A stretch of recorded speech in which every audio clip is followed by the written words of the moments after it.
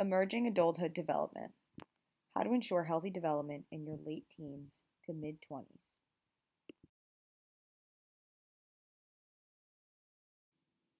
Are you an adult? What does this mean? Does being an adult happen at a certain age? Is it when you move out? When you begin a career? When you start a family? This might be hard to answer. We are going to look into the development of emerging adulthood in a way that may provide more clarity and enable you to answer this question more clearly. Are you a developed adult? This is a question that might help give you some clarity. Most people around college age, 19 to 22, would say that they're an adult. This could be because they feel they have freedom from parental supervision, they feel as though they can decide things on their own, or because they're building and working toward a real career. However, the truth is that the human brain is not fully developed until around the ages of 25 to 30. This may be varied based on the individual, but this is the general age range for full brain development. So this means that technically, you're not an adult until after the age of 25.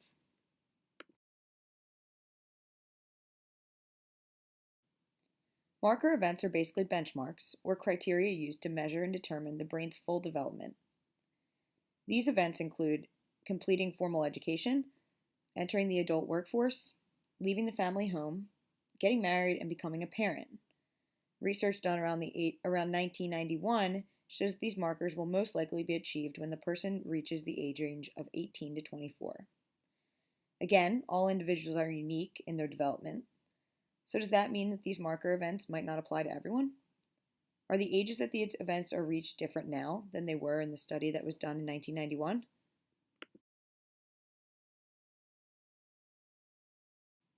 More recent studies have shown that the average age for people to get married and have kids has risen about 3 to 4 years. This particular image was taken from the University of Minnesota and shows that in the US, the average age for men or women to be married occurs now after the age of 25. The average age of childbirth has risen as well, as a change in the idea that all women who give birth have to be married. So should these changes tell us that we're developing more slowly, or should we assume that this data might be outdated and needs to be changed? Recent research has determined that maybe some of the marker events should not be used to determine the developmental stage of a human's brain. Arnett was the first to delve into this idea that maybe getting married or having children does not make you more of a developed adult, because so many people go through their entire lives without doing either one or both of these things. He called his developmental research one of emerging adulthood. What does it mean for those who do not hit the marker events in their lifetime? His research determined that people who do not get married, do not attend college, and do not have children are still able to reach critical cognitive developments to classify them as adults once their brains are fully developed. Not reaching some of these benchmarks might be difficult for people to deal with, as it can often feel as though you are lesser or behind everyone else. For those who could be suffering with these negative feelings, it is important to understand that your cognitive development is not totally dependent upon finding a spouse or having a child.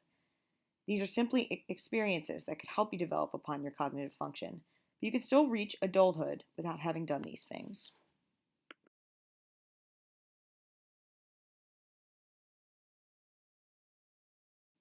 In more recent years, level of adulthood is measured more by your ability to accept responsibility or have a stable income. Marriage or having a family are not as highly regarded in terms of cognitive development or classification of adulthood. This image shows the sharp contrast between the research done in 1991 and more modern times. Whereas marriage and children were seen as the peak of development in your 20s then, career and financial stability are more important to the modern generation. Those of you who believe in the information provided in the survey may be more inclined to put career or financial stability above getting married or having a family. This is not wrong. However, being aware of the fact that despite this growing acceptance of establishing a career over getting married, personal relationships are not unimportant to the developmental process.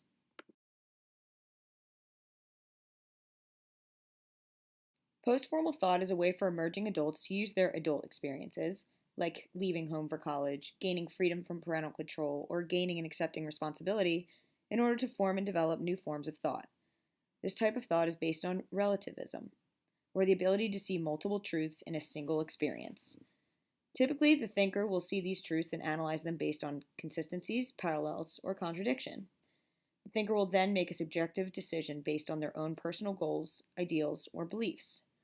Think back to a recent time when you may have been the sounding board for two friends who were involved in a conflict with each other. While you listen to each, you may understand both sides, but when you are alone with your thoughts, you may make a decision as to who you agree with. This is you demonstrating post-formal thought. You understand that both sides have a point, but then you make a decision on your own as to who you will follow, so to speak. Post-formal thought also deals with post-skeptical rationalism, which has been referred to as the abandonment of the empty quest for absolute knowledge in favor of what amounts to a search for arguably good reasons for choosing one belief or course of action over another. It is at this point that a person relinquishes their inherent need to know everything and realizes that life is more about choosing your own version of the truth based on who you are.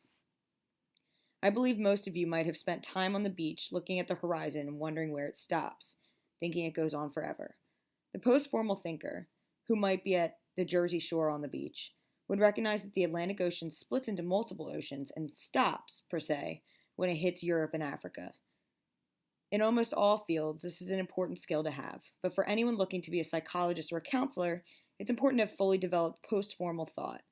To be able to assess situations for all truths regardless of bias or belief makes for effective problem solving that you may use to aid in patient care.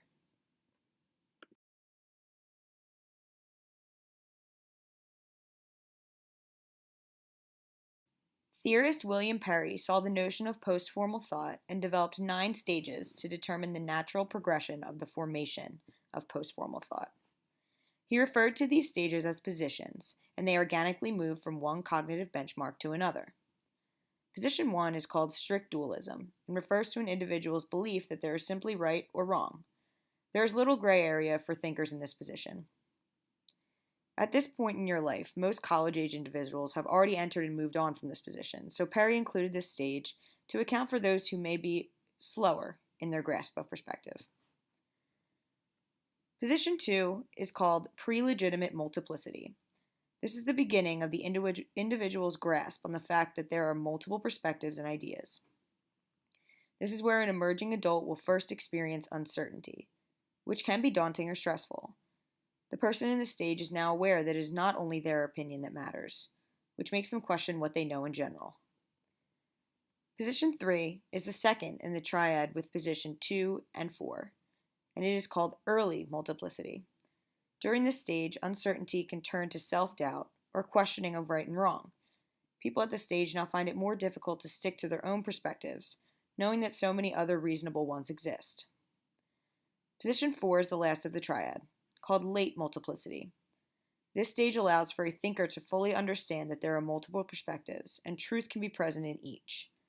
It allows for the individual to assess situations and act accordingly to an authoritative guide, like rules, laws, parent-guardian expectations, or religious beliefs.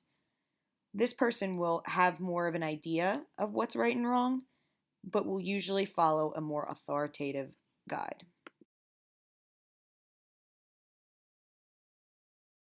Position 5 is where the individual is now able to see, consider, and analyze different perspectives. This perspective is the beginning of individual decision making. It is at this point that the individual is able to see that all perspectives were not created equal, and logic becomes a big part of deciding between right and wrong. Position 6 is referred to as the anticipation of commitment. This stage is vital, as the thinker is beginning to commit to the self. In other words, the individual is now able to make decisions based on their own personal beliefs. Their judgment might not be so affected by authority. It also leads to more intimate relationships, as people at this position are more aware of who they are and who they find suitable to be around. Have you recently had a friendship end amicably? Have you ever thought, okay, this friendship and this person's personality is just not the right fit for me? If so, you are beginning to experience this stage, as you are now able to determine who you want in your life based on who you are. Positions 7, 8, and 9 are grouped together and called commitment and resolve. These are linked and closely related to position 6. The relationships made in position 6 are not able to be built upon and become stronger. While these positions are often pretty accurate, there are some instances where these positions might not be closely followed. These are referred to specifically as temporizing, retreat, or escape. Temporizing is staying dormant in one spot. Retreat is moving backwards to the previous position, and escape refers to an individual reverting back to dualism to combat further development. If you have ever seen the movie Forrest Gump, you might understand my reference. Retreat, Forrest, retreat. I'm sure we can all think back to times when we might have fell short when it comes to resolving conflicts effectively. Anyone who has been through it or is currently going through it, any of the fallback stages of Perry's theory, could benefit from understanding the specific levels in order to assess where they are and how they can reverse these effects.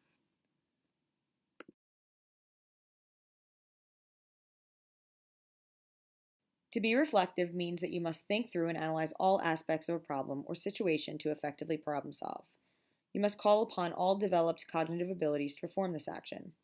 You must understand your own thoughts as well as the thoughts of others in order to communicate in a way that effectively solves any problem. Again, there are multiple facets of reflective judgment, and theorist Karen Kitchener has come up with 7 stages to analyze this concept. To explain these stages, I will use the perspective of the third-party observer. Stage 1 simply states that the individual is focused on single concrete instances existing. This happened. Stage 2 begins to think about situations in terms of right and wrong. This happened and it was right or wrong. Stage 3 is where uncertainties begin to come into play. This happened and was it wrong? This is common in adolescence. Stages 4 and 5 often occur in middle-aged adults, and multiple perspectives can start to be seen as right and wrong. This happened, and you could be right, but also so can you, depending on the context.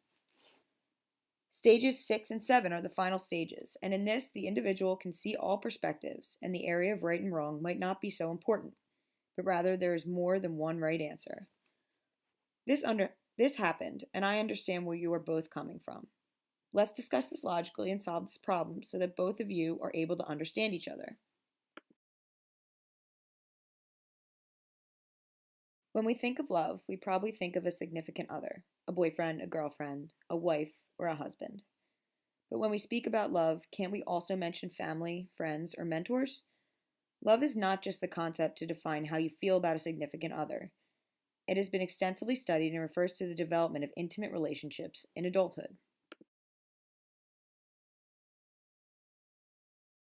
The movie Grease was made in 1978 and follows the relationships of 2 teenagers in high school who met while the male lead, Danny, was on vacation in Australia, which is where the female lead, Sandy, lived at the time.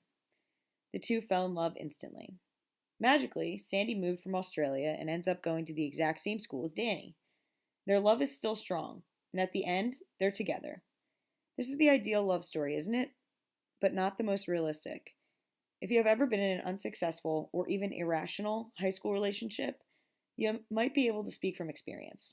But it is very rare for someone at the age of 18 or 19 to be able to build a lasting, intimate relationship with another. This is due to the lack of development in a number of cognitive functions that control the individual's ability to wholly connect with somebody.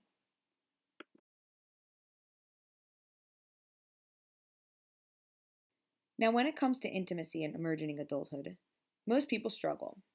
This is a time when the individual is often actively seeking out belonging, personal connections, and a feeling of security that can only come from feeling loved. Studies have shown that how you relate intimately with others is often a product of upbringing, experiences, and environment. To make things a little more simple, 2 theorists, Cindy Hazan and Philip Shaver, developed 3 general attachment prototypes to help people identify their personality type when it comes to making intimate relationships. Through further research, it was found that the 3 prototypes were missing a crucial category of intimate attachment. So researchers Kim Bartholomew and Leonard Horowitz developed a 4-category typology to account for this missing component. For people who have struggled mentally when it comes to love and making intimate relationships, these type of attachment could not only help you understand yourself a bit more, but also aid in the reversal of multiple negative feelings that you may feel about yourself or your self-worth due to possible rejections you may have faced. These types may also serve as a guide to understand other people's intimacy habits. You might be able to find answers as to why you may have been hurt by someone by looking into their personality traits.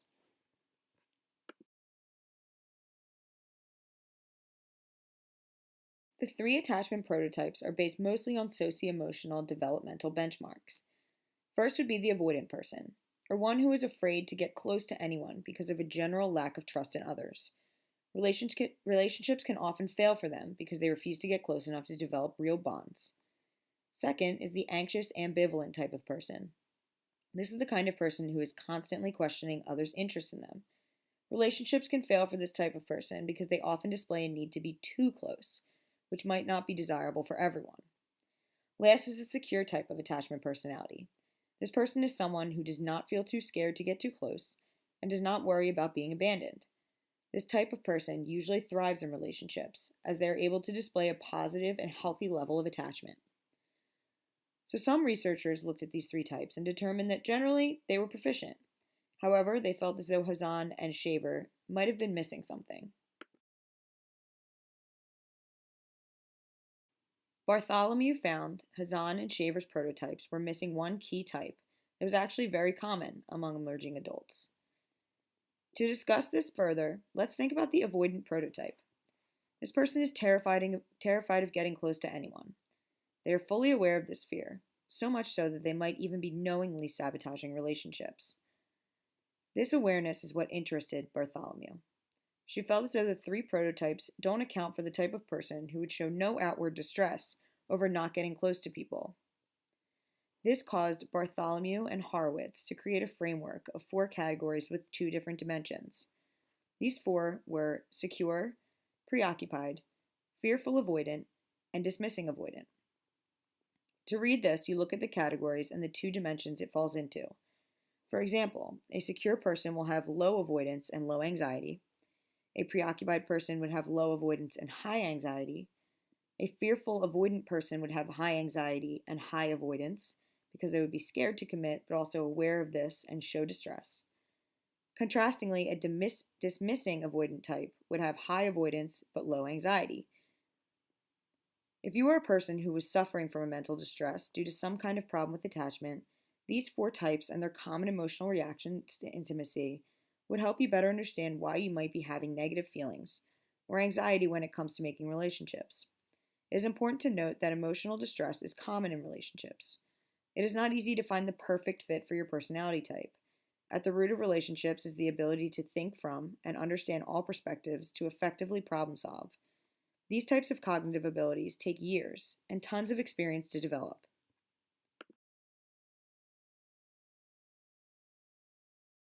Generativity can most simply be classified by an emerging adult's need to contribute to society by carefully choosing a career or vocation that allows them to feel like a contributing member of society.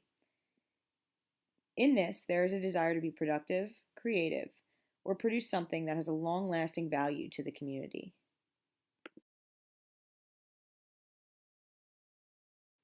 Donald Super came up with 5 stages of career development with which to decipher an individual's emergence into their own self-concept.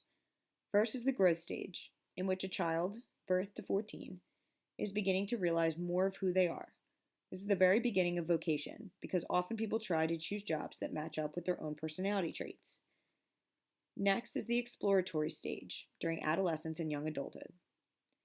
This is where an individual has a more specific idea of what they want to do. This stage ends at about the age of 24.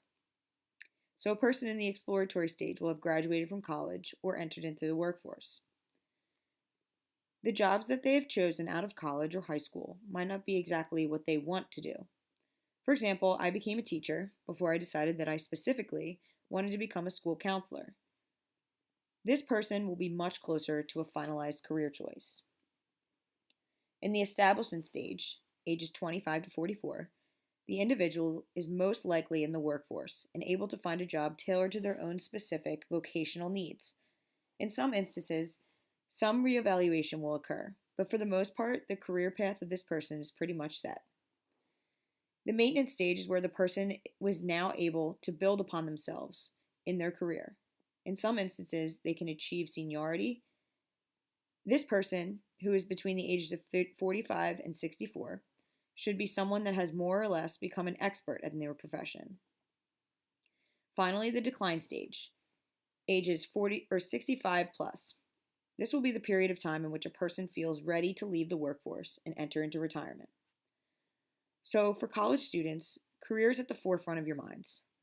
You feel constant pressure to do well in school, get involved in things that will look good in your resume, and graduate with a GPA that will likely land you in a job right out of college.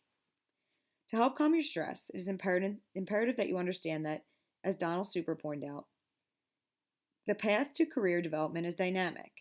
It can even change into your 30s and 40s. For many fields, landing a job right out of college will be difficult. You will feel like you didn't do enough. For others, it will be easy, but you might not even enjoy it. Contributing to society is no doubt important and a noble goal.